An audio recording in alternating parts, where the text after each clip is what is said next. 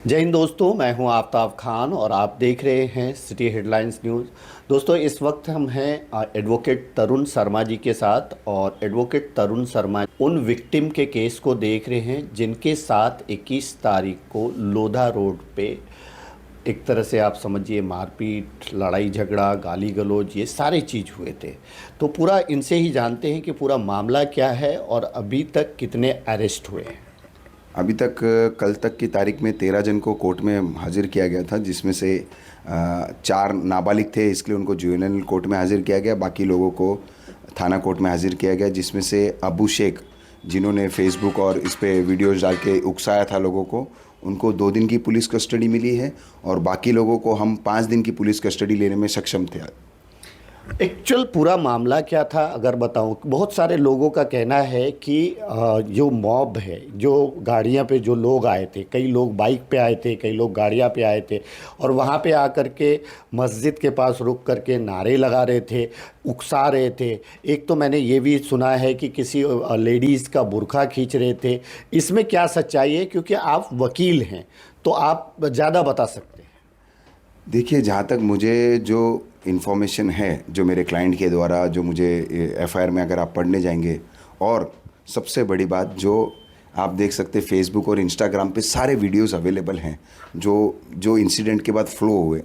एक single video अभी तक, क्योंकि वहाँ पे सीसीटीवी फुटेज भी है, क्योंकि ऑलरेडी नया नगर एक ऐसी है तो वहाँ पे सीसीटीवी फुटेज है, पर एक भी वीडियो या सीसीटीवी फुटेज अभी तक ऐसा नहीं आया है जिसमें ये साबित हो या ऐसा दिखे कि वो लोग ने वो जो जो समय पे क्या कोई पटाखे फूटे गए या कोई जय श्री राम के नारे लगाए गए या कोई प्री प्लान रैली थी। क्योंकि अगर जहाँ तक मुझे मालूम है पूरे हिंदुस्तान में ये बनाया गया, राम प्राण प्रतिष्ठा मंदिर का बनाया गया, उसमें जितनी भी रैली निकली उसमें हज़ारों लोग हैं। ये पहली ऐसी रैली होगी जिसमें 2 गाड़ी है और 4 बाइक है, तो इसको रैली तो बोल ही नहीं सकते आप। अगर जैसे इनका जो क्लेम है, इनके वकील का भी ये क्लेम में था कि ये प्री प्लान रैली है। रैली के लिए अगर राम भक्त की रैली हो और उसमें हर गाड़ी में 2 आदमी, वो भी मियाँ बीबी और बच्चे के साथ बैठेगा, तो ऐसी कोई रैली नहीं हो सकती। ये एक ऐसा उनका एक स्टैंड है, आप बोल सकते हैं। डिफेंस ने अपना स्टैंड खड़ा किया, अपना आपको सिद्ध साबित करने के लिए, बेगुनाह साबित करने के लिए। हमने जो किया वो हमको प्रोवोक किया। बट मेरा एक सवाल उठता है, प्रोवोक करने के बाद भी पुलिस है और मस्जिद से कितना दूर नया नगर पुलिस स्टेशन है, 2 एक बीट ऑफिस और एक ही है, तो उनको कोई भी ऐसी चीज़ करने की ज़रूरत ही नहीं थी कि उनको उकसाया जाए। तो उनके पास नंबर है, मीरा भाईंदर पुलिस, और पुलिस बहुत सक्षम थी। आप एक फ़ोन किए तो पुलिस उधर आ जाती थी। तो आपने अपनी कार्रवाई अपने हाथों से की, फिर आप बोलते हैं कि हमने ये किया, पर उसका कोई सबूत नहीं उनके पास। जबकि इन्होंने जितने लोगों को मारा उनका सबूत भी है, उनके वीडियोज़ भी है। तीसरी बहुत ही इंपॉर्टेंट चीज़ जो मैंने देखी, एक भी वीडियो में जिस भी व्यक्ति को मारा गया, जिस भी लेडी को मारा गया, उन्होंने अपने आप को बचा भी नहीं पाए। तो जो आदमी अगर सक्षम होता रैली करने के लिए तो वो आदमियों के साथ आता, झुंड के साथ आता। वो तो अकेले थे, गाड़ी के अंदर भी अकेले बैठे हो। तो जो मार खा रहा है वो अपने आप को बचा नहीं पा रहा, तो वो कितना सक्षम है आपको समझ में आता है। लेकिन एक अगर मैं बात करूं, आप जहां तक बात कर रहे हैं कि ठीक है, एक लोग रैली नहीं, ठीक है, 2 गाड़ियां 4 बाइक लोग लेकर के जा रहे थे। रास्ता किसी का पर्टिकुलर नहीं होता, पूरे हिंदुस्तान में कोई भी किधर भी जा सकता है, चाहे वो नया नगर हो या कहीं भी हो, वो जा सकता है। लेकिन आखिर ये इंसिडेंट हुआ क्यों, इसके बारे में आप कुछ नहीं बता पा रहे। सर, ये इसका जवाब, ये इंसिडेंट क्यों हुआ या ये इंसिडेंट क्यों कराया गया, इसका जवाब ये सारे आरोपी ही दे सकते हैं। और जब तक सारे आरोपी अरेस्ट नहीं होंगे, 110% इसके पीछे कोई ना कोई मास्टरमाइंड होगा। अगर आप बोलते हैं रैली जितनी भी थी, जहाँ तक मुझे मालूम है सब रैली 8, 9, 10 बजे तक ख़त्म हो जाती है। कुछ नहीं हुआ, पूरी 2 रैली निकली, दोनों रैली में हजारों लोग थे। उसमें से कोई भी कहीं पे भी कोई ऐसा बात सुनने को नहीं मिला। रात के 9:30-10 बजे अगर ये इंसिडेंट होता है तो अपने आप में क्वेश्चन खड़ा करता है। मैं खुद यही समझ नहीं पा रहा हूँ कि जब रैली थी, जब रैली थी, जब नारे लगाए गए थे, जब कुछ नहीं हुआ, और ये तो वो व्यक्ति थे जो कुछ कर रहे नहीं थे। तो ये साबित होता है कि इनका ये प्री प्लान था कि रैली के बाद किसी भी गाड़ी में, अगर आप देखें उनका आक्रोश जो देखे कि ध्वज के ऊपर बाद में हनुमान जी की जो फोटो थी गाड़ी के ऊपर, उसके ऊपर वो वॉमिट कर रहे, तो आप सोच लीजिए उनका मेंटल स्टेटस क्या था, कि वो लोग क्या करना चाहते थे और क्या एग्जाम्पल सेट कर रहे थे। और अबू शेख जैसे व्यक्ति ने जो वीडियो फेसबुक पर डाला, मैं तो ये बोलता हूँ कि he is the one of the person जिसको मैं बोलता हूँ ये एक मास्टरमाइंड हो सकता है। क्योंकि उसके वीडियो के बाद घटना और बड़ी है, कम नहीं हुई है। तो उसने तो जितना इंस्टिगेट किया किसी ने नहीं किया है। आज आप सोचिए 307 लगाना पड़ा, 307 ऐसे ही नहीं लगता है। उसके अंदर आप वेपन देखिए, गाड़ी वीडियोस में दिख रहे हैं आपको, कोई गाड़ी के अंदर भाला घोप रहा है, ऐसा लग रहा है जैसे वो उसको डायरेक्टली उसकी कार के अंदर घोप रहे। मतलब how danger it could be, किसी ना किसी की जान चली गई होती अभी तक। वो तो आप बोलिए कि वो बेचारे राम भक्त थे जो भी थे, उनको रियल में राम भगवान ने उनको इतना तक बचाया कि किसी के ऊपर ज़्यादा चोट नहीं आ पाई किसी को। बच्चे थे छोटे कार के अंदर। आपने ये कहा, मैं ठीक है, क्या ये लोग नशेड़ी बैकग्राउंड से लग रहे हैं? क्यों मालूम है, मैं ऐसा इसलिए पूछ रहा हूँ कि जिस जगह पे ये घटना हुई वहाँ पे हमारे हिंदू भाई के कम से कम 10 के आसपास जो है ज्वेलर्स की दुकान है, और उन सब जगह पे ये झंडे लगे हुए हैं, तब पहले से लगे हुए हैं। जब से प्राण प्रतिष्ठा की बात चल रही है, श्री राम प्राण प्रतिष्ठा की, तब से लगे हुए, आज भी वो झंडे वहाँ पे मौजूद हैं। किसी ने उसको हाथ तक नहीं लगाया है, और ये एक इंसिडेंट हो गया। तो क्या नशेड़ी बैकग्राउंड से लोग थे जो शुरुआत हुई झगड़े की? कैसा है, मेरा ऐसा मानना है कि अगर ये नशेड़ी थे कि नहीं थे, ये सब अभी उनके डिफेंस आएंगे थोड़े दिन में कोर्ट में। उनके लॉयर भी यही बोलेंगे कि वो लोग अनकॉन्शियस थे, उन्होंने ये कर रखा था। अभी तक ऐसा कुछ हुआ नहीं, क्योंकि पुलिस ने मेरे हिसाब से उनके अरेस्ट के बाद उनका मेडिकल एग्जामिनेशन भी किया है, क्योंकि हर एक आरोपी का मेडिकल एग्जामिनेशन होना ज़रूरी है। तो ऐसा कुछ अभी तक मेडिकल रिपोर्ट में या कुछ आया नहीं कोर्ट के अंदर, तो ये साबित हो गया कि वो नशे में नहीं थे। और अगर नशे में होते तो अगर उनको राम चैटिंग से इतनी तकलीफ थी, तो मेरे हिसाब से 3 से 4-5 रैली होगी, तो उस समय भी उनका रिएक्शन आना चाहिए था। ये मेरा अभी भी मानना है कि इट वॉज प्री प्लान कि 22 तारीख को जो प्राण प्रतिष्ठा होगा, उस समय मीरा भाईंदर का माहौल बहुत ख़राब करना चाहते थे, पर उसमें वो सक्षम नहीं हो पाए। एक लास्ट क्वेश्चन कि ठीक है, ये इंसिडेंट हुआ, और इस इंसिडेंट में जो दोषी है उस पर कार्रवाई भी हो रही है, और जो लोग अरेस्ट हो रहे हैं, कुछ लोग अरेस्ट होना बाकी है, उस पर भी पुलिस कार्रवाई कर रही है। लेकिन आफ्टर दिस इंसिडेंट, यानी आप समझो कि दोषी मैं हूँ, आप हो, या कोई और है, तो कार्रवाई हम पे होनी चाहिए। लेकिन अब इसका जो रिएक्शन है, मैंने जो कुछ वीडियोस देखे कि कुछ ऐसे दुकानदार जो उस इलाके के भी नहीं हैं, दूसरे इलाके के दुकानदार हैं, उनके यहाँ तोड़फोड़ हुई। कुछ ऐसे रिक्शे वाले जो कि चल रहे हैं, वो कहीं भी जाते हैं रिक्शे वाले, उनको रोक के तोड़ा जा रहा है, उनको मारा जा रहा है। फिर एक टेम्पो का वीडियो आया, वहाँ पे उसको भी तोड़ा फोड़ा जा रहा है, मारा जा रहा है। तो क्या ये सही है? क्या ऐसा करना चाहिए? ठीक है, दोषी पे के ऊपर कड़ी कार्रवाई होनी चाहिए, इसकी मांग हम भी करते हैं। लेकिन जो लोग का कोई मतलब नहीं, जैसे अभी मैं हूँ, मेरा कोई मतलब नहीं है, अब मुझे लोग मिल करके सिर्फ इसलिए मारे कि उस दिन तुम्हारे कम्युनिटी के लोगों ने हमारे राम भक्तों के ऊपर हमला किया था, क्या ये सही होगा? नहीं, मैं भी इस चीज़ की निंदा करता हूँ जो ये एक्शन लिया जा रहा है, जिनका कोई लेना देना नहीं था उस समय और उनकी दुकानें तोड़ी जा रही है। पर यही चीज़ है ना, अगर उस समय के बाद जो रिएक्शन हुआ उस पर पुलिस ने हिंदुओं को भी अरेस्ट किया है। ये बात नहीं है ना कि क्योंकि मेरे को जहाँ तक मुझे मालूम है, लोग ये भी बोल रहे हैं कि एक तरफा इन्वेस्टिगेशन चल रही है, एक तरफा लोगों को अरेस्ट किया गया। ऐसा नहीं है।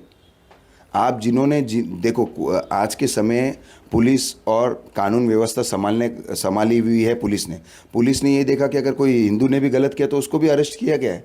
ऐसा नहीं है। हाँ, ये जरूर है कि हिंदू बहुत हताश है, क्योंकि मीरा भाईंदर में जो नया नगर है उसको हमने हमारे भाईचारे से देखा। हमने कभी आपको, अगर वो मुहर्रम के जुलूस निकलते थे, कभी कोई हिंसा नहीं हुई है।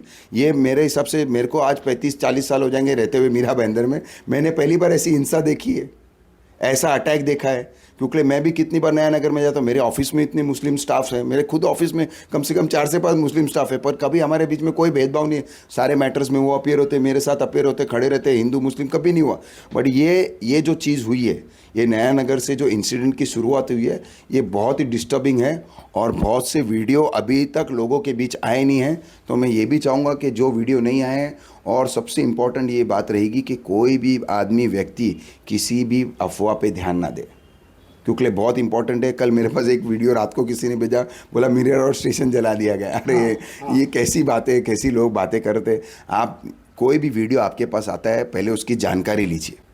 अगर आप देखेंगे तो वो वीडियो में दिख रहा है बाकायदा 100-150 लोग खड़े, कपड़े फेंक रहे, मिरर स्टेशन सुबह के टाइम पे जल रहा है, और रात को 12 बजे मैसेज भेजने का मतलब है कि आप लोगों को मिसगाइड कर रहे हैं। तो मेरा एक बहुत बड़ा रिक्वेस्ट रहेगा, और पुलिस ने भी ये नोटिस निकाला, सर्कुलर निकाला कि कोई भी वीडियो व्हाट्सएप पे उसको आप सर्कुलर नहीं कीजिए। जहाँ तक रहा सवाल लॉ और व्यवस्था का, न्याय व्यवस्था का, मेरे हिसाब से पुलिस और सीपी और सारे डिपार्टमेंट इसमें लगे हुए हैं। और जहाँ तक मुझे एक और चीज़ मेरे विक्टिम्स के लिए है, मुझे पूरा विश्वास है कि सारे लोग अरेस्ट होंगे और सारे लोगों पे कड़क से कड़क कार्रवाई की जाएगी।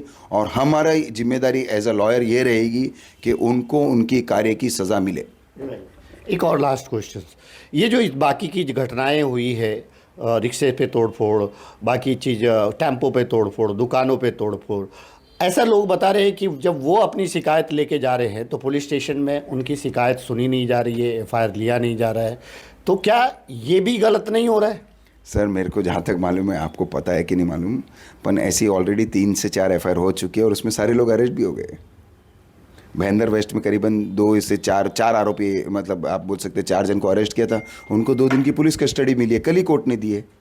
तो ये तो बोलना कि शिकायत ली और नहीं ली, ये तो अब क्या होगा, ये तो एक प्रोपोगेंडा करना होगा कि हमारी नहीं सुनवाई हो रही। अगर आपकी सुनवाई नहीं होती तो एफआईआर ही नहीं होती, अरेस्ट ही नहीं होते थे।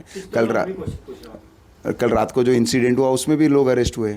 लोग एक वीडियो हमें दिखा रहे बार बार कि ये जो पिस्टल लहराया जा रहा है और उस पर कोई कार्रवाई नहीं हो रही है, उस पर कोई सुनवाई नहीं हो रही है। एक जो कोई एक लड़का है बाइक से जा रहा है और उस पे जो है जय श्री राम का नारा बोलने के लिए उसको कहा जा रहा है और वो जबरन मतलब बुलवाया जा रहा है, उस पे भी कोई कार्रवाई नहीं हो रही है। इस पे क्या आपको कुछ इसका अपडेट आया है क्या? जहाँ तक मुझे अपडेट है, जो पिस्तल वाले लड़के की आप बात कर रहे हो, पिस्तल जहाँ तक थी वो पिस्तल ही नहीं थी वो। हाँ, वो उसने उसको वीडियो को अपनी पब्लिसिटी के लिए उस बच्चे ने यूज़ किया था। और जहाँ तक मुझे ये भी मालूम है कि वो बंदा भी अरेस्ट हो गया है। अच्छा, वो भी उस पर भी कार्रवाई हुई? अरेस्ट भी हो गया है सर, कार्रवाई तो छोड़िए आप। तो देखिए दोस्तों, अगर मैं बात करूं एडवोकेट तरुण शर्मा से, तो ये एक सीनियर लॉयर हैं और बहुत ही सुलझे हुए लॉयर हैं। इन्होंने जिन मुद्दों पे जो हमारे पास क्वेश्चंस थे वो हमने कहा, इनसे बात की और उसका इन्होंने जवाब दिया। और जहाँ तक सवाल है कि बहुत सारे लोग जो है ये बता रहे थे कि वो पिस्टल वाले वीडियो पे कोई कार्रवाई नहीं हुई और दूसरे वीडियोस पे कुछ कार्रवाई नहीं हुई। तो अगर मैं एडवोकेट तरुण शर्मा जी की बात को मानूं तो इन्होंने कहा कि 3-4 एफआईआर हुई है जिसमें कई हिंदू जो है उनको अरेस्ट भी किया गया है, उन पर कार्रवाई भी की गई है। तो ये एक तरफा कार्रवाई नहीं कह सकते। हाँ, इन्होंने इस बात का भी खंडन किया है कि जो लोग आरोपी हैं, जिन लोगों ने उस घटना को अंजाम दिया है, उस पे कड़ी से कड़ी कार्रवाई होनी चाहिए। लेकिन जिनका उस घटना से कोई लेना देना, जो आम आदमी है, जैसे रिक्शा वाले हैं, टेम्पो वाले हैं और दुकान है, उस पे अगर कोई इस तरह की हरकत कर रहा है तो वो गलत है, उसकी ये भी निंदा करते हैं। तो दोस्तों, ये था पूरा अपडेट जिसमें कि जो आरोपी हैं उन आरोपियों को पुलिस ने एक को 2 दिन की कस्टडी दी है, बाकी को 5 दिन की कस्टडी दी है। अब तक 13 ऑफिशियल अरेस्ट हैं, लेकिन इसमें और भी अगर एडवोकेट तरुण शर्मा जी की माने तो 100 से 150 लोग के होने की संभावना है। उसमें अब कितने सही हैं, जब पुलिस इन्वेस्टिगेशन करेगी सीसीटीवी फुटेज के माध्यम से, उनको अगर लगेगा कि इसमें ये लोग इन्वॉल्व हैं, क्योंकि आज के डेट में वीडियो बहुत बड़ा माध्यम है। और अगर ये सारे इंसिडेंट को भी देखें तो इस इंसिडेंट के सारे वीडियो मौजूद हैं जहाँ पे ये दिख रहा है कि मारपीट की गई है, गाली गलौज की गई है, गाड़ी के कांच फोड़े गए हैं। और हम भी ऐसे लोगों को सपोर्ट नहीं कर सकते जो लोग इस तरह की हरकत करते हैं या किसी भी तरह की हिंसा को करते। लेकिन हम उनको भी सपोर्ट नहीं कर सकते जो इस इंसिडेंट के बाद बेचारे बेकसूर को चुन चुन करके मार रहे हैं। अंत में इतना ही कहेंगे, आप सब अपना ख्याल रखें, एक दूसरे को दुआओं में याद रखें। Thank you so much.